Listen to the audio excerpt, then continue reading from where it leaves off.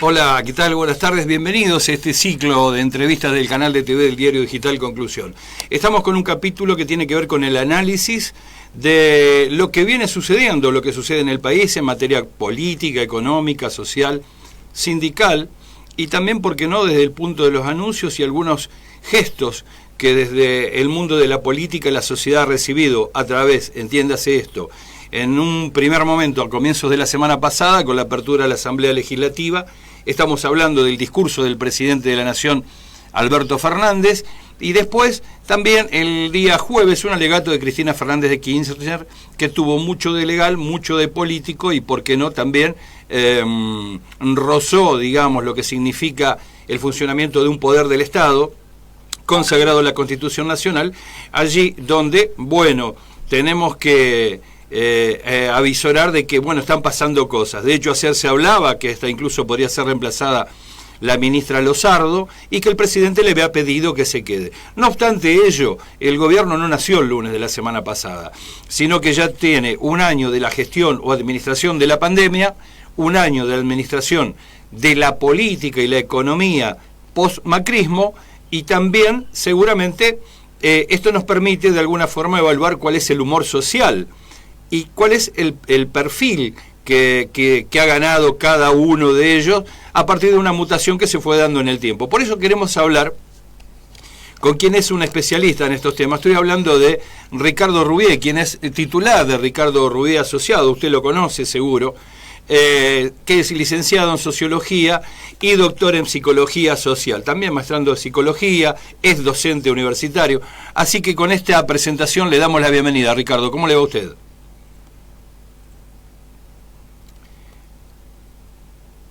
Sí, me decía, perdón.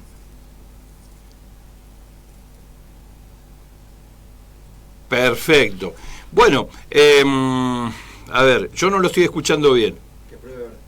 ¿Puede usted probar ¿Me con...? escucha bien? Ahora sí, ahora sí. ¿Me escucha Ahora... bien? Sí, Ricardo. ¿Me escucha bien? Sí, Ricardo. Bien, ahora no, le quería preguntar qué semblanteo se puede hacer, cómo está viendo usted el humor de la población, cómo notan los argentinos, en qué aspectos. Bueno, sí, vamos a empezar por la parte más general, A ver. ¿no? Sí, sí. Da característica al escenario, ¿no? Que caracteriza el escenario. Por supuesto. Yo diría que la situación macroeconómica, la situación anormal macroeconómica y la pandemia, más agregaría ahora el tema de la vacunación, han puesto al gobierno contra la pared. Yo me atrevería a decir que a cualquier gobierno del mundo, en circunstancias similares, lo pone contra la pared. Está puesto contra la pared, estamos todos contra la pared, toda la sociedad, pero en primera fila lo que aparece por su responsabilidad como administración del Estado es el gobierno nacional. Entonces, esta es la situación general por la cual recién entrando por ahí vamos a ir buscando otros puntos de conflicto, de contradicción que hay en el escenario, en el tablero político. Claro. Uno de los puntos que no se puede dejar de señalar es el tema de cómo está constituido el oficialismo. El oficialismo está constituido por una alianza, tiene demasiado tiempo atrás de experiencia, de vida, que ha nacido al calor de un resultado electoral que era ganarle a Macri en el 2019, cosa que se logró a través de lo que yo llamo el panperonismo y la sumatoria que indica el panperonismo, o sea, la suma de las partes del peronismo que no coincide totalmente entre sí respecto a las políticas económicas, a las políticas sociales, a dar más énfasis al asistencialismo que al productivismo. Bueno, hay diferencias internas, como es lógico, en toda alianza. Pero este es un punto importante a considerar. Sí. Porque el gobierno, una vez instalado, tuvo que enfrentar la situación macroeconómica, que fue lo primero que encontró, un legado económico con muchos problemas, algunos graves, como el caso de la deuda externa, a lo que se sumó en marzo del año pasado el tema de la pandemia. Va a cumplir un año. La pandemia, indudablemente, la pandemia convertida en cuarentena, generó de parte de la sociedad argentina una ilusión. ¿Cuál fue nuestra ilusión en marzo del año pasado? Nuestro imaginario en marzo del año pasado, ya con una cuarentena de 40, 50 días estaba todo terminado. Claro. Eso no ocurrió, sino que lo que ocurrió fue el encadenamiento de las cuarentenas para ir poco a poco erosionando en el tiempo el humor social, que veía afectado su trabajo, su producción, fábricas cerradas, comercio cerrado, gente que queda en la calle, desempleados, etcétera, etcétera, y además un panorama inflacionario como parte del desorden macroeconómico.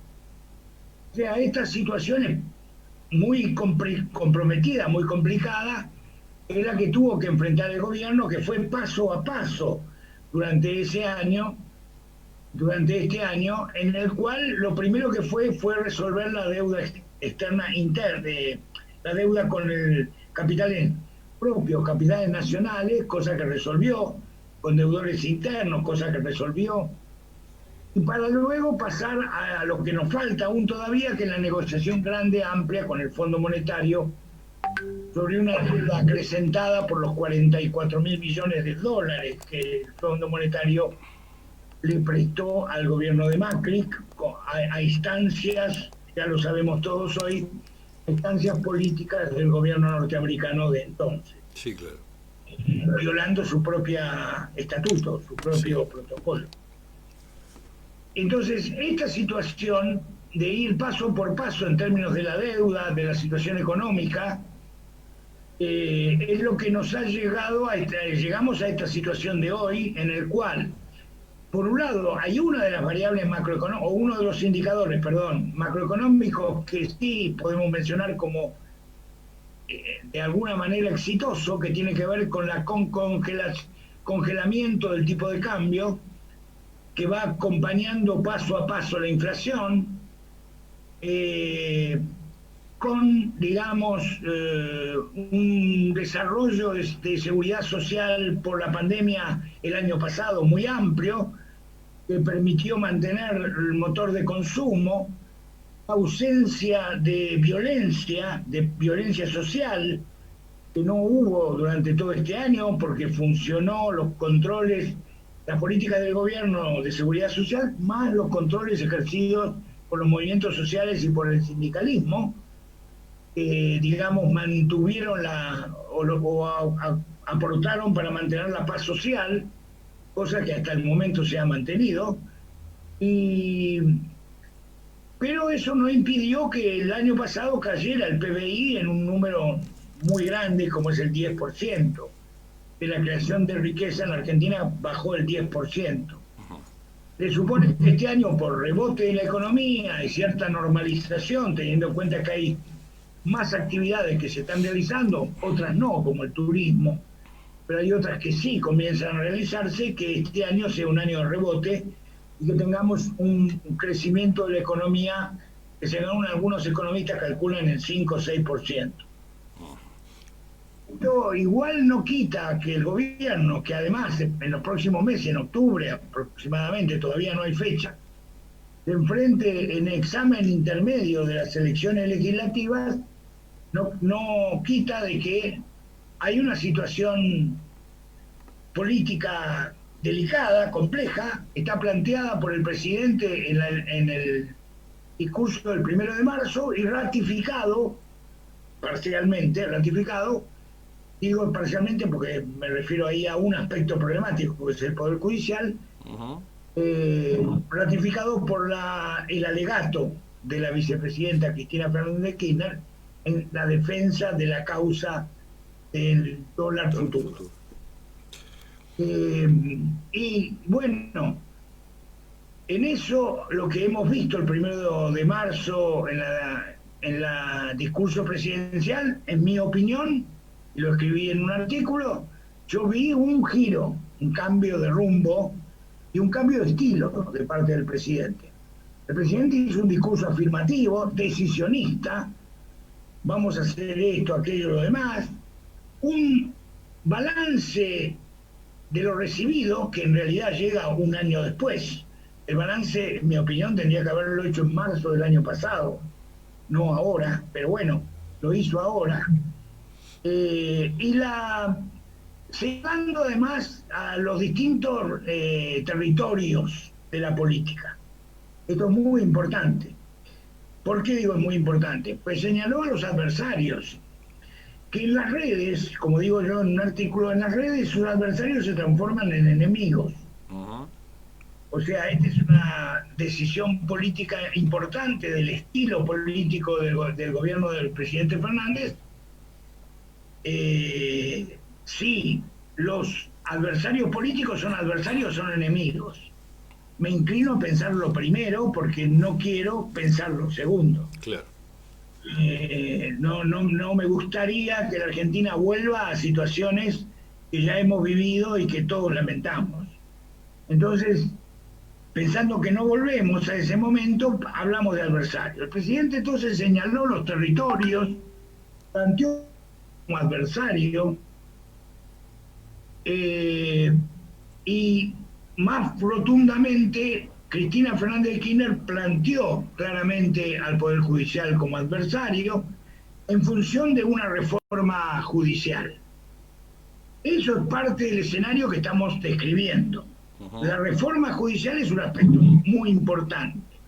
El problema de la reforma judicial es que a caballo de la reforma judicial viene conjuntamente el problema judicial de varias causas que tiene Cristina Fernández de Kirchner, la expresidenta de la Nación, que por lo tanto se mezcla la situación de personal, vamos a decir, institucional, digamos, son cuestiones también que ver con su poder institucional, se mezcla con también es una reforma judicial, la necesidad de mejorar que tiene el Poder Judicial. La presidenta se atrevió más fuertemente, como todos vimos, como es su característica por otro lado, y avanzó más en la interpelación al Poder Judicial. La pregunta de la política, más allá de esta descripción, la pregunta de la política es, se puede decir de esta manera, la política tiene dos aspectos, un aspecto que es la idea, el ideal, la utopía, la teoría, y otro aspecto inevitable que es la realización.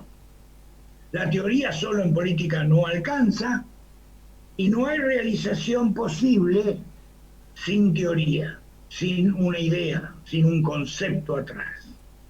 Y la pregunta que uno se hace en este escenario político tan complejo es, frente al planteo de reforma judicial, frente al planteo ante la Corte Suprema, que fue muy directa contra la Corte Suprema, ¿qué posibilidades de realización tiene eso? Esa es la pregunta de la política. Claro. Porque si no tiene posibilidad de realización, contando votos que hay en el Senado y contando los votos que hay en diputados, por lo tanto, no se va a poder realizar algo que está anunciado tan enfáticamente, en el cual o quedará para después de las elecciones, que en el caso que el oficialismo tenga un buen resultado, podrá ampliar diferencias en diputados sobre todo, porque en el Senado su situación es cómoda, pero sobre todo en diputados se podrá ampliar esa diferencia como para poder entonces encarar estas reformas que promete como posibles. Por el momento, el dato de la realidad política es que ninguna de estas cosas que se plantean, de las cuales en materia judicial hay varias, ¿no? Hay varias. Sí. Hay diversas. Pero estoy mencionando las más importantes. Plantearse la ampliación de la Corte, o el cambio de los integrantes de la Corte, etcétera, etcétera, o la renuncia de la Corte, son propuestas de máxima que deben ser sostenidas por la posibilidad política. Si la posibilidad política no lo permite, entonces quedará como una expresión de deseos. Entiendo. Ahora, Ricardo, referido a esto último, ¿usted nota que resulta muy difícil explicar al Ejecutivo, aun cuando se demostrara que estamos frente al lawfare, le resultaría muy difícil explicar de esas causas cuál es aquella que tiene fundamento y cuál no? Bueno, hay causas, yo no soy jurista ni soy abogado, Ujú. pero hay causas que por la lectura que uno hace y consultando a los especialistas, yo diría que hay causas más livianas y causas más pesadas, Claro.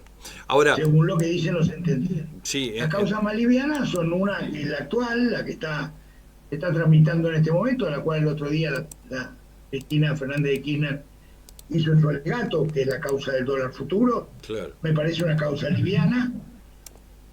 La otra causa que a mí me parece muy difícil, Irán. muy compleja, es la causa de Irán, que yo no veo la calificación de traición a la patria, es una calificación muy pesada, muy difícil. Ujú.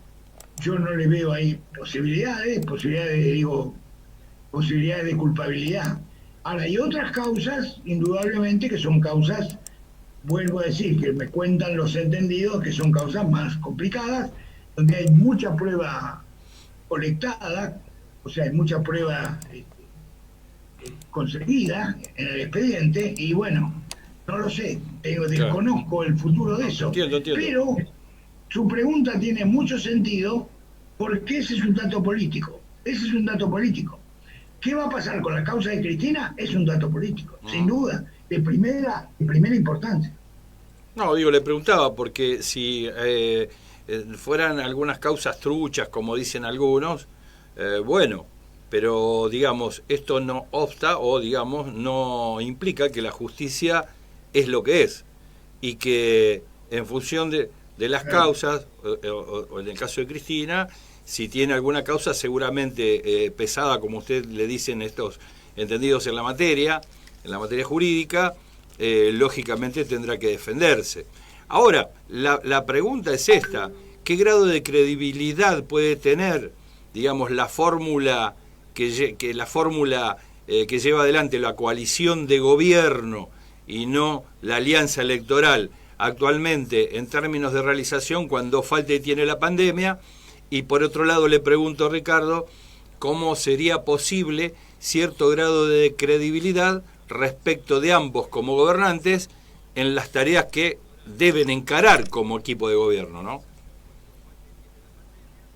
Sí, si usted me puede repetir la primera parte de la pregunta. Sí, digo, dado esto, digamos que está Sí, mellada las imágenes, en este caso de sí, Cristina Fernández de Kirchner, en un contexto en sí, donde con su compañero de fórmula, el presidente de la Nación, Alberto Fernández, han tenido que llevar adelante una gestión de gobierno en el contexto de la pandemia y darle respuesta a la economía por lo que fue la pandemia macrista, pero también, además se suma esto, digamos, de la justicia, da un combo en el cual la sociedad va a mirar y dice, bueno, ¿cómo salimos con esta fórmula o coalición de gobierno, ¿no? Cuando también está mellada sí, por otra cosa. sí, correcto, correcto. Sí, es un grado de incertidumbre y de pregunta, de interrogante muy alto. Yo Ujú. también tengo interrogantes, no tengo la respuesta a todos estos interrogantes, sino en todo caso ir mejorando y formulando mejor las preguntas. Pero en realidad, eh, en realidad el frente está amenazado por diversos lugares, A ver, por diversas partes, que es uno en la situación macroeconómica y el fino y el delgado.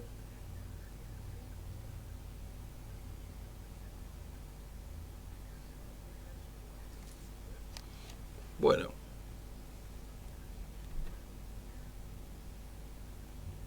Que pásemelo. puedan ir avanzando en la economía nacional. Claro, Es decir, que por un lado yo tengo controlado el dólar y eso es una buena noticia. sí. Por un otro lado tengo un cierto rebote en actividades productivas y es una buena noticia, pero, pero tengo una tensión, tengo una disputa en la puja distributiva que está demorada, Ujú. pero que está.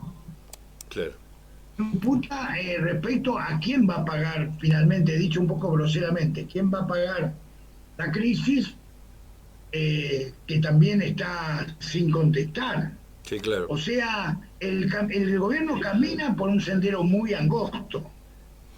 También está el tema judicial que hablamos recién de la expresidenta. Ujú. También está el tema de las reformas propuestas que no hay suficientes votos en el Congreso. Sí, También está el nivel de precio al consumidor, la sí, inflación, la inflación. que es un problema principal dentro de lo económico, dentro de lo macroeconómico, porque afecta directamente al humor social. Ujú. Tampoco sabemos cómo va a evolucionar, teniendo en cuenta que yo tengo un presupuesto nacional aprobado que dice 29% de inflación, donde no hay nadie en la Argentina hoy, más o menos que con un poco de economía, que sostenga que eso puede ocurrir. Sí, Todos sabemos que no va a ocurrir. sí, Ahora, ¿en qué rango se va a ubicar la inflación real? Bueno, hay distintas estimaciones, 40%, otros dicen un poco más y demás, sí. no sabemos. Sí, Pero lo que quiero decir es que sí, lo que usted dice, y termino contestándole, bien. todo eso tensiona dentro del frente, Ujú. tensiona adentro del frente, ponen tensión adentro al frente. Y esto indudablemente, digamos, presupone de que presupone que la única posibilidad que tiene el frente de seguir gobernando con el grado de normalidad con que lo hace hoy, que pueda competir en las elecciones venideras y pueda inclusive tener un buen resultado, Ujú. todo eso se logra con la unidad. Claro. O sea que el punto clave del frente es la unidad. Es la Entiendo. unidad. Si el frente se disgregara, bueno, es otra historia. Yo no creo que eso ocurra. Yo creo que a pesar de los problemas internos, de los inconvenientes, de la lucha por los espacios, por tal ministerio, por tal intendencia, por tal gobernación, más allá de esa lucha que existe, es parte de la política, la unidad del frente se va a mantener. Entiendo. Ahora, Ricardo, le quería preguntar esto, usted que sigue mucho el tema social, me da la sensación que se ha llegado de alguna manera por una situación de carácter histórica y que tiene que ver con la pandemia, donde prácticamente ha arrinconado el virus a los distintos gobiernos, porque hoy por hoy se puede decir de que millones de desocupados los tienen todos los países. Sin embargo, el hecho de que no se haya asumido así acá, que no quiere decir que deba ser de esta manera, creo que pone al gobierno en un punto de inflexión respecto de su historia y de su contrato social en las propuestas electorales, porque tiene un bagaje histórico interno que tiene que ver con muchas banderas que son propias y reivindicativas del peronismo, que tendrá que rendir cuentas. Tal vez cuidar la salud era lo primero, lo prioritario en aquel entonces. Pero hoy por hoy, donde esto se va menguando muy despaciosamente, vemos que irrumpe la oposición de una forma inaudita, ¿no? Sin embargo, ya se ven discusiones respecto de quién debe pagar esta crisis, donde arrincona al presidente y se le dice, señor, nosotros tenemos una historia y en esa historia acá lo que hay que hacer es, los amigos de los neoliberales tienen que pagar la crisis. Son las que la generaron, entiéndase el complejo agroexportador cerealero oleaginoso, las mineras que contrabandean, esto que hace aquello o lo otro. ¿Por qué los jubilados y los trabajadores? Es muy difícil resolver esta situación para Alberto Fernández. Sí, es verdad. Lo que usted dice es cierto. Lo que usted dice es cierto. El peronismo vive una contradicción, sin duda. Tener un gobierno peronista con 44, 45, 46% de pobres genera inmediatamente una situación de contradicción y una disputa interna y un debate sobre el papel de lo previsional y el papel de lo productivo. Un debate. Ahora bien, yo creo que yo veo que vamos hacia una polarización. Otra vez, vamos hacia una polarización. El discurso del 1 de marzo del presidente, para mí, indicó el final de la moderación o de la socialdemocracia, por decirle así. Uso la palabra que el mismo presidente utilizó cuando dijo que él era un socialdemócrata. Se terminó la socialdemocracia, se terminó no el diálogo, porque el presidente tiene el estilo del diálogo y lo va a mantener, no va a cambiar en eso, sino el estilo de poder armar un frente político y social más amplio de lo que es actualmente. No, el espacio es el frente de todos. Con eso van a competir para ganar, y tienen un piso más alto que la oposición. El piso, la sumatoria del panperonismo suma más de movida que el frente del Juntos por el Cambio. Yo no hablé de la oposición, no la hablé. Dije el tablero, pero no hablé de la oposición. Sí, claro. Y no hablé de la oposición, ahora la menciono, por una razón. ¿Por qué me lo olvido? No es tanto olvido, sino en realidad es, yo creo, y en esto no coincido con varios colegas, yo creo que la oposición en la Argentina es muy débil. Muy débil. ¿Por qué, Ricardo? ¿Por qué es débil? Creo que la oposición en la Argentina, la oposición política, sí. Estoy hablando de las corporaciones, claro, del poder real, no, esa es otra cosa. Estoy hablando de la oposición profesional de la política, Juntos por el Cambio, de ellos estoy hablando, es Juntos por el Cambio. No estoy hablando de expert tampoco, Juntos por el Cambio. Se entiende. Yo creo que ellos sacaron un 40% electoral que les dio una gran ilusión porque es una cifra importante, sin duda, pero eso estaba sostenido por una figura de Macri que hoy está muy mal desde el punto de vista de la imagen, con una interna no resuelta. No se sabe quién conduce esa alianza, no se sabe quién la conduce esa alianza. También es cierto que en Frente de Todos tampoco está claro quién conduce, eso también es verdad. Pero la oposición no está claro ni quién conduce, ni está claro tampoco el papel de Macri.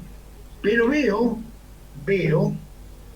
que hay dos posiciones claramente, que yo por lo menos las veo muy claras. Es una posición de jubilarlo a Macri lo antes posible.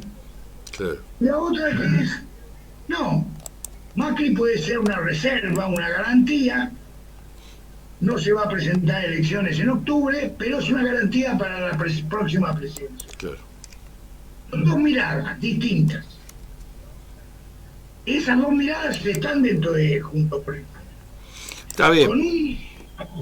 Con un dirigente que tiene mejor imagen de todo, que es Larreta, y tiene que guardar silencio,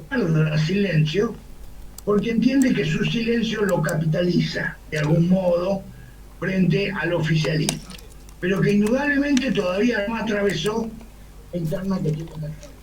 Bien, ahora, y ya para ir concluyendo, Ricardo, respecto de los posicionamientos que usted dice podrían llegar a adquirir las distintas fuerzas políticas, las distintas coaliciones, entiéndase la oposición y el oficialismo.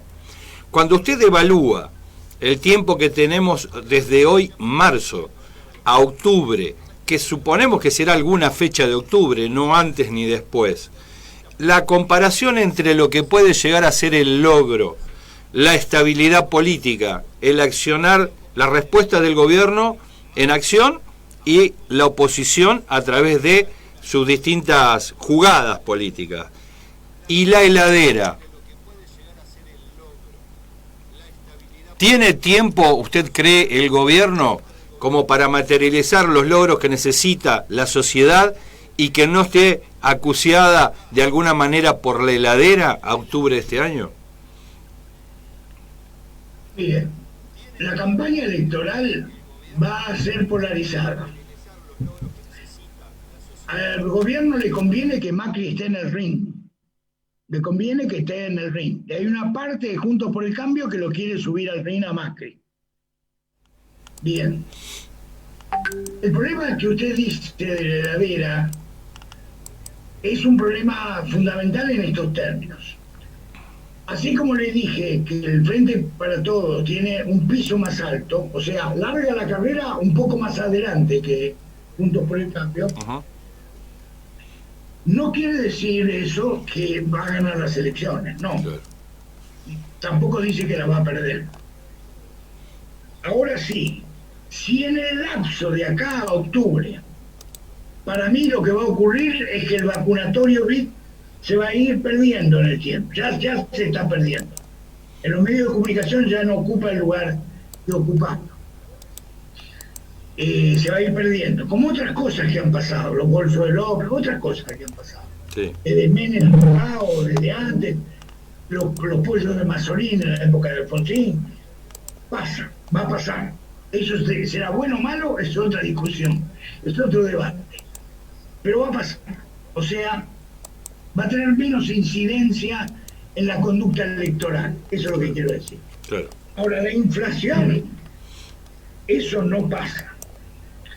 Si acá se produce un rebrote inflacionario, una espiral inflacionaria alta, ahí ya puede ser que un sector que tenga un voto blando hacia el Frente de Todos emigre. Claro. No sé si va a emigrar para Juntos por el Cambio, no sé a dónde va a emigrar, por ahí emigra, como es una elección legislativa, hacia el no voto, hacia el voto en blanco, o hacia el no voto. El voto en blanco es una forma de militancia también, no, el no voto. Claro. Ahora, Juntos por el Cambio tiene un problema, tiene otro problema, que es que si Spert Milei les llegan a tener un porcentaje de votos razonable, 4, 5%, 6%, sí. ¿De dónde salen esos votos? Claro. De Juntos por el Cambio. Sí. O sea que si Milei y Spert crecen, van a crecer sobre Juntos por el Cambio. Claro.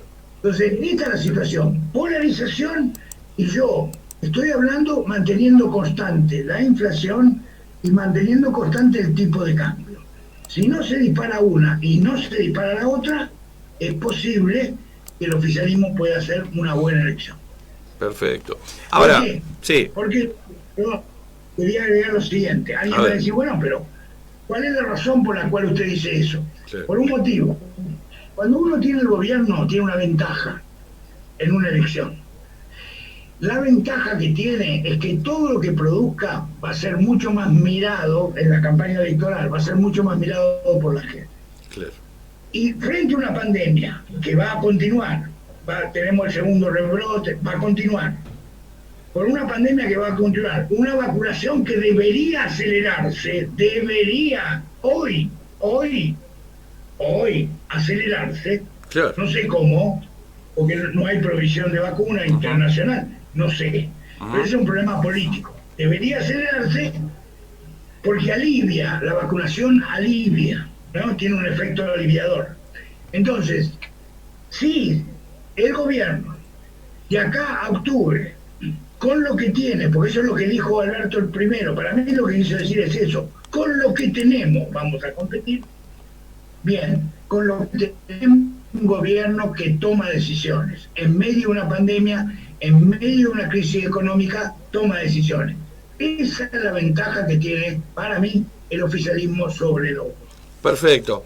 Bueno, Ricardo, yo le quiero agradecer desde ya su tiempo. Seguramente vamos a estar hablando más adelante sobre este y otros temas que la Argentina permanentemente produce, ¿no? Situaciones políticas, económicas, sociales, y que de alguna manera no son ni más ni menos que una postal de una situación residual de donde venimos, de cómo se estamos resolviendo los problemas ahora y de cómo nosotros esperamos que las medidas que el presidente tome de aquí en más mitiguen los efectos del dolor y de la provisión de la mesa de los argentinos. Esperemos que sea con las medidas adecuadas. Así que le quiero agradecer su participación, ha sido muy ilustrativo. Gracias a usted. Un fuerte abrazo, Ricardo. Estamos al habla. Chau, hasta luego. Bueno, escuchábamos a Ricardo Rubié, quien es titular de Ricardo Rubié y Asociados, y quien es sociólogo, también doctor Ya me olvidé, psicología social, doctor en psicología social, que nos planteaba, nos comentaba cuál era el análisis que hacía respecto de lo que vino aconteciendo en Argentina durante el año pasado, qué significó el discurso presidencial y el del alegato de Cristina Fernández de Kirchner, cuál sería lo que imagina sería promisorio para la sociedad, o qué ansía la sociedad, o cómo está mirando el gobierno, pero por sobre todas las cosas, cuáles van a ser las conductas de aquellos que les cabe la responsabilidad de gobernar y a los que les cabe la responsabilidad de estar interpretando cierto grado de oposición. Bueno, vinculado con esto, lógicamente la historia marca o manda que algunas cuestiones no van a ser tan fáciles, de allí que le hayamos preguntado si cómo se puede ajustar un gobierno en este contexto a un ideario de lo que significa un contrato social a través de una propuesta de campaña. Sin embargo, parece ser que esta situación excepcional hace que también las prioridades se modifiquen y se corran, pero una sola no es renunciable, porque el único problema que tenemos es que cuando el burro se acostumbró a no comer, se murió. Y esto sería muy triste de que le pase a la sociedad, de que se generen situaciones de este tipo que lleven a un planteo social muy profundo, producto de no resolver situaciones de la economía, estableciendo cuáles son los criterios políticos más apropiados para ello. Hasta aquí hemos llegado. Tanto Sebastián Moreno como Aldo Batizaco te dice que nos vemos en el próximo capítulo, aquí, en el ciclo de entrevistas del canal de TV del diario digital Conclusión. Chau.